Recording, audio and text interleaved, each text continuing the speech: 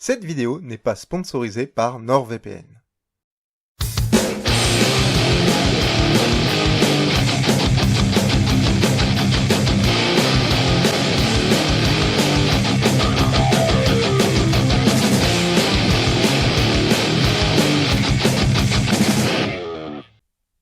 Salut! Alors, aujourd'hui on va parler d'un comics qui me tient particulièrement à cœur, même si ce n'est pas celui qui était prévu à la base. Au départ, je voulais parler d'un comics dont le vilain principal était The Riddler, le Sphinx en VF, ou même Homme Mystère. Alors, on va pas se mentir, avec un tel pseudo, c'est RIP sa crédibilité, alors l'Homme Mystère, on oublie cette trad, s'il vous plaît. Merci pour lui. Enfin bref, je voulais parler de Zero Year, de Scott Snyder et Greg Capullo, qui je trouve est une belle entrée en matière dans le monde de Batman. Puis avec la sortie française de The Dark Knight Returns, The Golden Child, de Frank Miller et Raphaël Grampa, je me suis dit que j'allais revenir sur l'un des meilleurs récits de DC, j'ai nommé All-Star Batman and Robin. Alors ceux qui connaissent, je les vois déjà prêts à me jeter des cailloux, et pour ceux qui ne connaissent pas ce chef-d'œuvre entre guillemets de Miller et Jim Lee, je vais bientôt faire un sujet qui s'intitulera « Comment gâcher un pur potentiel de ouf en laissant en plan ses lecteurs ». Enfin bref, là n'est pas le sujet d'aujourd'hui. Donc je disais que je m'étais dit, qu'il s'était dit, qu'on s'était dit, non pas rendez-vous dans 10 ans, paye ta rêve de merde, mais 35 piges plus tôt. Ouais, milieu des années 80 les gars. Coupe de cheveux de ouf, Converse, Kawaii et pull fluo, bref, la totale. Et surtout la publication de The Dark Knight Returns de Frank Miller, graphic novel en 4 parties qui sera traitée ici en 2 vidéos. La première abordera rapidement le contexte historique et les 2 premiers chapitres de ce comics. La seconde se focalisera sur les 2 derniers chapitres et le style propre à Frank Miller. Et la troisième partie parlera de mon rapport avec les maths.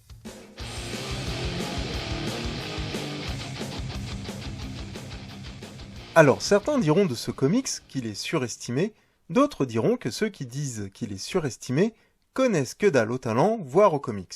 Je suis ni pour ni contre, bien au contraire. En premier lieu, essayons de cerner un peu Frank Miller. Il naît à la fin des années 50 et il a à peine 20 ans quand il commence sa carrière dans les comics. Il se fait la main chez DC avant d'aller voir chez Marvel si l'herbe est plus verte. Je ne sais pas si elle était verte, en tout cas elle lui fut bénéfique car il se retrouve seul maître à bord sur Daredevil et crée même le personnage emblématique d'Elektra. C'est un succès monstre, le comics, pas le film, grâce à un traitement des personnages complètement différents, plus matures. Et c'est ce succès qui convainc DC à lui donner les rênes du comics qui deviendra l'un des plus cultissimes de tous les temps. Mais revenons un peu sur le contexte historique de cette décennie, ces fameuses années 80. Le sida fait des ravages, le CD fait ses premiers pas comme Michael Jackson fait les siens à l'envers. On a K2000, l'agence Touriste et MacGyver à la télé. Télé qui voit les clips devenir de vrais courts-métrages comme Thriller de, encore, et toujours lui, Michael Jackson. D'ailleurs, question musique, on pourrait presque être gâté entre Queen, David Bowie, Dire Straits, Michael Jackson, encore, toujours, etc., et Rick Astley. J'oublie volontairement les tubes français, je vous épargnerai donc les lacs du Connemara. En fait, non, je peux pas m'en empêcher.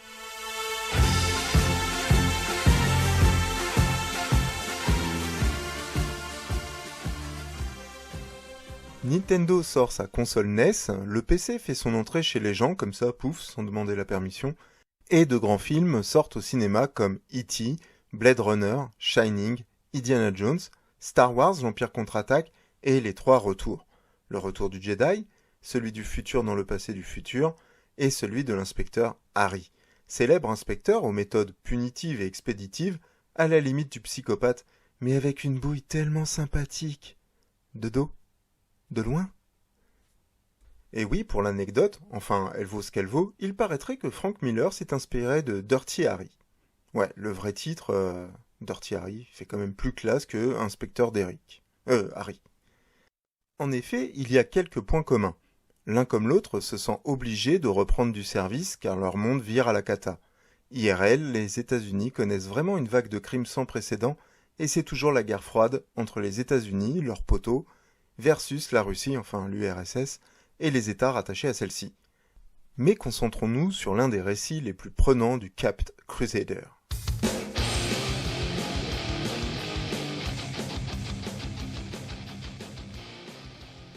Bruce Wayne a la cinquantaine bien tassée et a raccroché la cape depuis une dizaine d'années. Ouais, désolé si je spoil, mais Batman, c'est Bruce Wayne. Voilà, comme ça c'est fait, on ne revient pas dessus.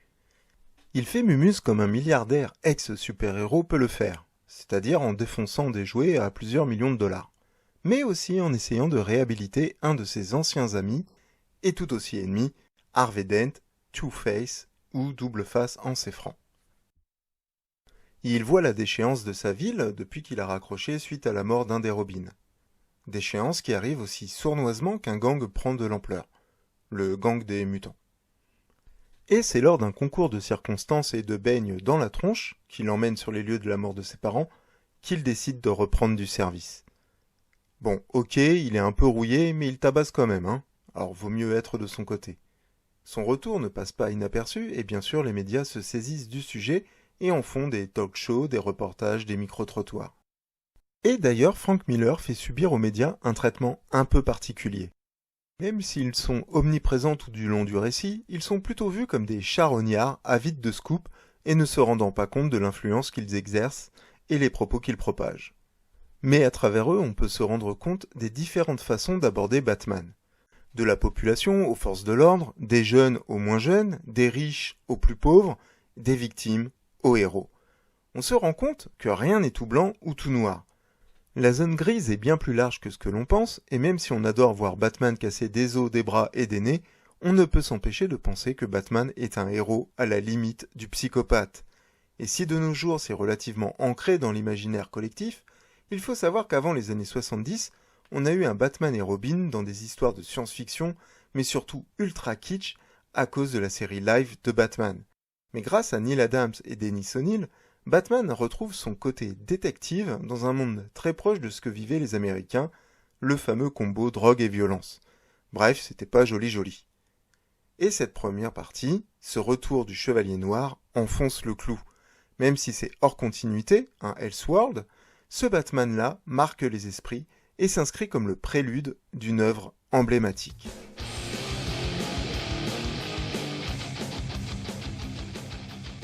Ok, l'intrigue avec Harvey Dent se termine un peu en eau de boudin, queue de poisson ou toute autre formule indiquant une fin sans fin. Mais dès le début de ce chapitre, on voit apparaître celle qui participe pour moi au succès de ce comics. Je parle bien sûr de Carrie Kelly, aka Robin. Et oui, vous avez bien entendu, Robin est une fille. Une idée que je trouve géniale, parce qu'elle n'est pas qu'un faire-valoir. Elle maîtrise les technologies, remet le lourdeau de quinca à sa place, lui sauve la mise et surtout montre un côté féminin, ou plutôt tout simplement humain, du monde dans lequel le chevalier et sa jeune disciple évoluent. Ce chapitre montre aussi l'escalade dans la guerre contre les criminels et le fameux gang qui fait régner la terreur dans tout Gotham. Pour se prouver qu'il est toujours dans le coup, Batou va affronter le chef du gang, une montagne de muscles dans la force de l'âge, qui finalement s'avérera être le seul mutant. On va pas se mentir, Batou, il prend cher, et il est sauvé in extremis par Robin.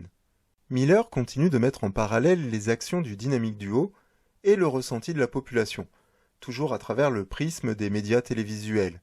Il y a ceux pour qui la violence envers les criminels est aussi condamnable que celle faite à des innocents, et ceux pour qui, aux grands mots, les grands remèdes. On pourrait même se poser la question suivante: la justice mérite-t-elle que l'on prenne des mesures extrêmes? La réponse pour Batman est toute trouvée. Tout se règle à coups de tarte dans la gueule. Et il faut dire que jusque-là, ça lui a réussi. Enfin, jusque-là. Donc, fini de foncer dans le tas sans réfléchir, Batman change à la fois de costume et de stratégie, même s'il continue de péter des guibolles, hein. On retrouve un Batman intelligent, fin stratège, qui parvient à ses fins en rusant et en utilisant le point faible de ses ennemis. C'est ainsi qu'il bat le chef des mutants, et la raison du plus fort étant toujours la meilleure, voit une partie du gang s'autoproclamer fils de Batman, et reste aussi dangereux que débile. Mais Batman saura tirer avantage de cette situation, et il en aura bien besoin vu ce qui l'attend. Mais ça, on en reparlera donc dans la vidéo suivante. Voilà, c'est ainsi que s'achève la première partie, et j'espère que cette vidéo vous aura plu. N'hésitez pas à liker, à partager et à commenter. Je vous dis à très bientôt pour la suite de cette vidéo, et d'ici là, lisez un peu, beaucoup, et see you soon!